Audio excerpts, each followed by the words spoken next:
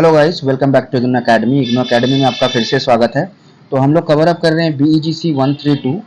ठीक है, ब्लॉक 4 जो कवर अप कर रहे हैं हम लोग। ठीक है, यूनिट 3 है उसका, जिसका नाम है बेसिकली हम लोग करेंगे नसीम सैफी पोएम्स। ठीक है, नसीम शफी के जो भी शफी के जो भी पोएम्स है उसको डिस्कस करने वाले हैं हम लोग। तो बेसिकली ये सारे ओवन स्पीक सा जो ब्लॉक है उसी ब्लॉक का कवर अप कर रहे हैं। तो 2 चैप्टर बचे हुए थे हमारे, तो 2 चैप्टर हम लोग कवर अप कर रहे हैं, साथ में 2 क्वेश्चंस भी हम लोग करेंगे। तो ध्यान चीज़ों को बहुत ध्यान से पढ़ना है। और आपका एग्जाम कल है, तो बेस्ट ऑफ लक उसके लिए। सारे लेक्चर्स मैंने अपलोडेड कर दिए हैं, सारा चीज़ देख लीजिएगा, सारा कुछ देख लीजिएगा बहुत आसानी से। और जो भी मेरे चैनल में नए हैं वो चैनल को जरूर सब्सक्राइब कर दीजिएगा, और वीडियो को पसंद आए तो लाइक कीजिएगा, शेयर कीजिए दोस्तों के साथ में, कमेंट जरूर करना है।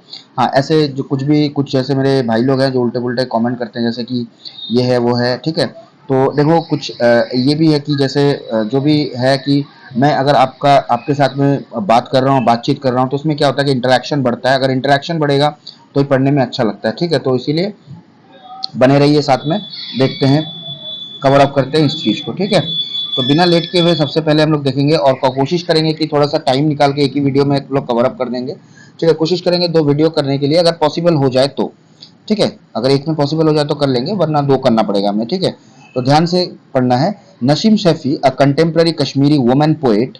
नसीम शफी जो एक कंटेम्प्रेरी वुमेन पोएट है Kashmiri. Her poems bring to light the emotional and social challenges faced by women, especially in a male centric and patriarchal society। तो इनका जो पोएम है, इमोशनल और सोशल लाइट मतलब चैलेंजेस जो फेस करते हैं वुमेन, उसके ऊपर ज़्यादातर फोकस किया गया है, जिसमें मेल सेंट्रिक जो सोसाइटी और पैट्रियार्कल सोसाइटी है उस पर ज़्यादातर उन्होंने फोकस डाला है कि कैसे उस मतलब ये जो सोसाइटीज़ है, और ये भी साइकोलॉजी जो है मेल सेंट्रिक जो चीज़ें हैं, और फिर पैट्रियार्कल सोसाइटी, वो इमोशनल सोशल चैलेंजेस, जो इमोशनल सोशल तरीके से जो शोषण होता है वुमेन का, वो कैसे दर्शाया गया यहाँ पे। Through her poems, Shafi raises significant concerns regarding female identity, emotional neglect, societal indifference, and need for dignity and self-respect। तो बेसिकली कहा गया कि जो इनके पोएम से वो चाहती हैं कि फीमेल आइडेंटिटी मिले। ठीक है, इमोशनल नेग्लेक्ट जो किया गया है उसको मतलब समझा जाए, सोसाइटल इंडिफरेंस जो है उस चीज़ों को देखा जाए। ठीक है, डिग्निटी सेल्फ रेस्पेक्ट का जो नीड है उस चीज़ को पूरा करने की कोशिश किया जाए। ठीक है, Her poetry is known for its quiet yet powerful resistance to oppressive structures and practices। तो इनका जो पोएट्री है बोलता है कि रेजिस्ट करना इन चीज़ों को ऑपरेस करना। ठीक है, और जो प्रैक्टिसेस हैं मतलब male centric dominated patriarchal dominated society के जो भी मतलब जो प्रेशराइज है वुमेन के ऊपर में, इस चीज़ को हटाना है। नसीम शफी के बारे में थोड़ा देख लेंगे। Naseem Shafi was born in 1952 in Kashmir and is widely recognised as the first Kashmiri women poet to gain prominence for writing on female experiences in conflict ridden Kashmir. ठीक है, तो देखो ज़्यादातर मैं आपको ये नहीं बोलूँगा कि देखो लाइन टू लाइन मैं कवर अप नहीं कर रहा हूँ अभी, क्योंकि लाइन टू लाइन जो इजी लाइन से उसको कवर अप करने का कोई ज़रूरत नहीं है। तो इसमें आपको जिसमें जहाँ पे मुझे लगेगा कि हाँ यहाँ पे समझाना ज़रूरी है, प्रॉब्लम हो रहा है, तो वहीं पे आप थोड़ा सा मैं आपको समझा दूंगा वहाँ पे अच्छे से। ठीक है, क्योंकि देखो आप इंग्लिश का कोर्स कर रहे हो तो इंग्लिश भी जानना जरूरी है, ये नहीं कि बार बार हिंदी में करते जाना है, थोड़ा बहुत हिंदी में कर लेंगे। तो ये बेसिकली नसीम शफी जो बॉर्न हुई थी 1952 में कश्मीर में, और उनको फर्स्ट कश्मीरी वुमेन पोएट है जो writing on female experiences in conflict and Kashmir, conflict ridden Kashmir में जो इन्होंने एक मर्यादा प्राप्त किया था जो फीमेल के ऊपर लिखती थी। She holds a master degree in Kashmiri language and literature and has taught under graduate student in Kashmir. तो काफ़ी चीज़ें इन्होंने अचीव की थी। देखो मतलब इन्होंने मास्टर डिग्री इन्होंने कश्मीरी लैंग्वेज में किया था। ठीक है, और लिटरेचर में भी किया था, और बच्चों को पढ़ाती थी।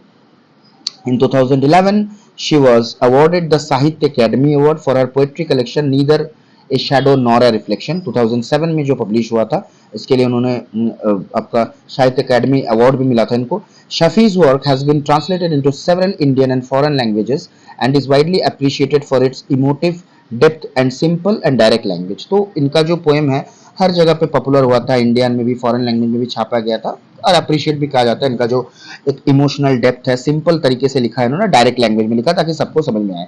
ठीक है, अब देखो neither a shadow nor a reflection, उसके बारे में देखेंगे इस पोएम के बारे में। This poem explores the inner world of a woman who is dehumanised, silenced and stripped of identity by the patriarchal structure around her. तो ये जो पोएम है neither a shadow nor a reflection, तो ये poem क्या है कि women जो कि जिसको डीह्यूमनाइज्ड किया गया, मतलब अलग कर दिया गया पैट्रियार्कल सोसाइटी की वजह से, साइलेंस थी। ठीक है, आइडेंटिटी उनको नहीं मिली थी पैट्रियार्कल स्ट्रक्चर्स में। ठीक है, it reveals how women are often denied the freedom to express themselves, reduced to being mere reflections of others' expectation and treated like shadows present but invisible. तो इनको कहा जाता है कि जो वुमेन के जो फ्रीडम को ये डिनाई किया गया ताकि वो अपने आप को एक्सप्रेस ना कर पाए, और कहा गया है कि इनका जो एक्सपेक्टेशन है उसको दबा दिया गया था, उनको ट्रीट किया गया था शैडो की तरह। भले ही वो प्रेजेंट है पर इनविजिबल है, कोई मतलब नहीं है। शैडो प्रेजेंट होता है, कोई मतलब नहीं होता उसका, है ना, same to same. The speaker of the poem resist being reduced to such passivity.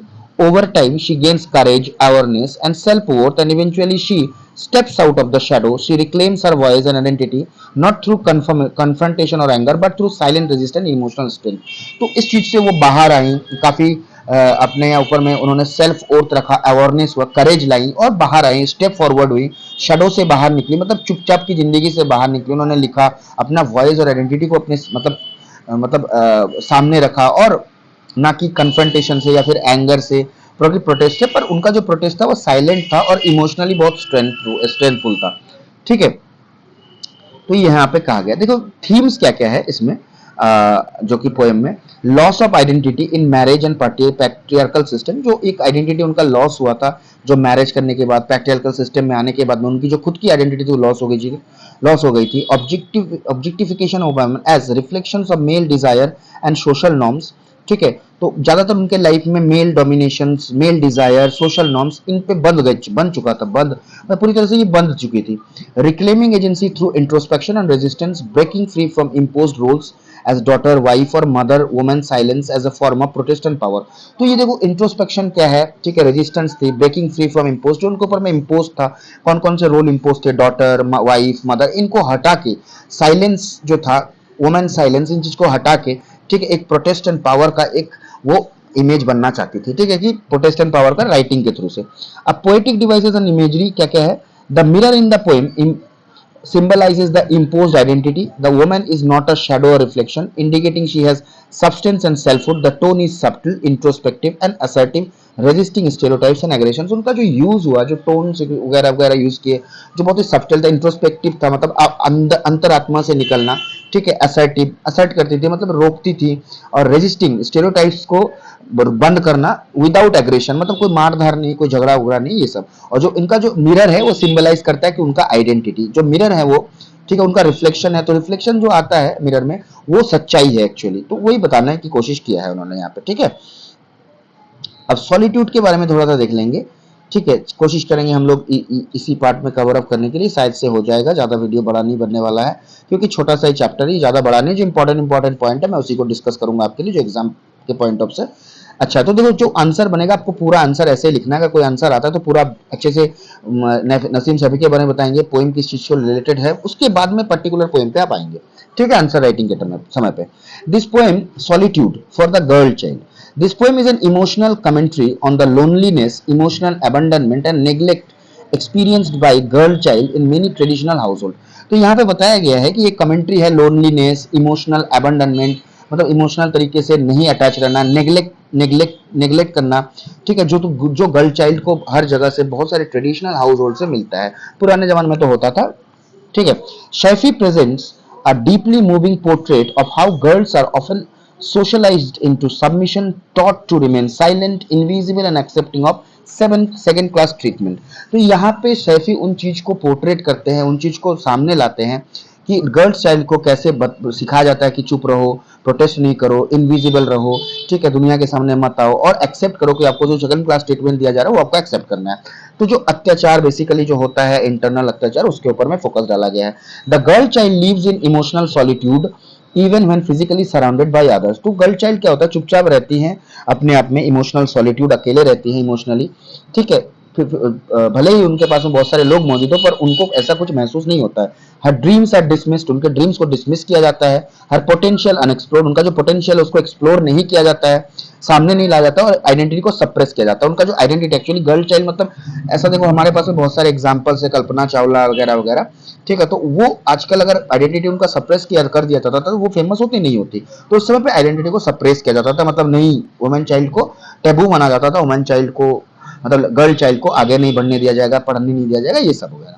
The poem evokes sympathy, poem sympathy बताता है, but it also provokes reflection on how societal norms and family dynamics isolate girls from young age. और ये भी बताता है sympathy तो है ही है, साथ में ये भी बताता है कि एक रिफ्लेक्शन है सोसाइटल नॉर्म्स का, सोसाइटी का है, और एक फैमिली डायनामिक्स है जो आइसोलेट करता है गर्ल्स को यंग एज से। मतलब अलग अलग गर्ल्स, मतलब गर्ल्स को क्या होता है, अलग कर देता है पूरी तरह से दूसरे, मतलब सामने नहीं आने देता है, कोई चीज को अचीव नहीं करने देता है। वो चीज सोसाइटी का जो नॉर्म्स है उसको दर्शाया गया है। यहाँ पे की थीम्स क्या है, बेसिकली आइडिया क्या है, neglect and abandonment of the girl child in patriarchal families, emotional solitude despite physical presence, gender discrimination rooted in cultural tradition, loss of childhood freedom and self expression, call for empathy and respect for girls and women।